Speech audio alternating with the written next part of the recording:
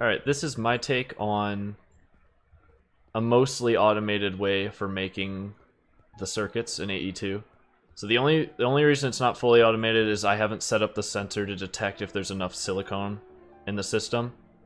I think I have a little bit in there right now. I mean, I can call for silicone, so I don't need to like manually craft it. I can call for like 100 units of it and then make 100 circuits, or I can call for units as it's going. You'll also need some sort of crafting storage. I have multiple because I can do multiple jobs at the same time.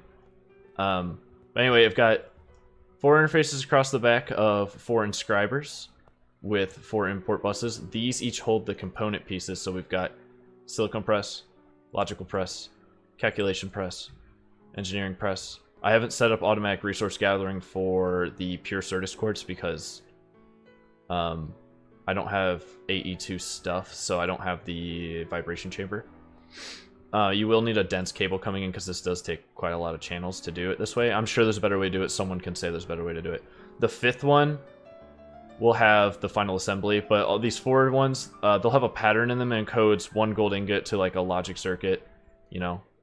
And then this creates 1 logic processor with 1 printed circuit using an export bus to dump redstone and the silicone into the back and the base, because that's where those inputs are located.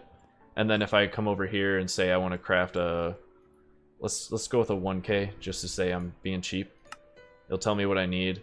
Obviously you don't see silicone or anything in here because that's taken care of externally. The system thinks that there's already silicone there. Hit start. It'll happen too quick for me probably to get over here and see it, but... so there, it dumped it. Pulls it back in, and it's now in the system. So there's the second one I was testing a second ago. I'll do a quick look at it so you can kind of see what's going on here. The interfaces will provide the signal down the line to each other, so you don't need cables all along here. So you got 4 interfaces across the back of 4 inscribers with the 4 import buses on the front. The 5th one will have the interface on top, export bus on the back, export bus on the bottom, import bus on the front, so that one has the most channels.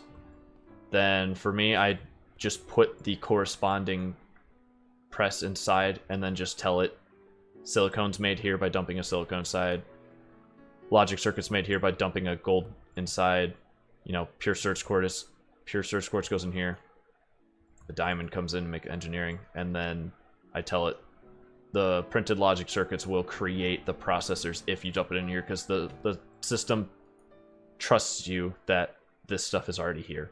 And then, of course, you throw some acceleration cards in there. If you use the co-processing units with your auto-crafting, it will do multiple steps at the same time. So if I only had the auto-crafting, it would do this, and then bring it back in the system. But say I ordered like 100 of them, and I had multiple banks of these. This is scalable. You can use multiple of these. You can even flip it to the inverse side and use the same inscribers on the opposite side, because the interfaces will dump to whatever available inventory is there. So say I ask for 100 circuits. If you have these coprocessors, it'll do multiple tasks at the same time, up to how many coprocessors there are. If you got any more questions or anything, PM me, leave comments, do whatever.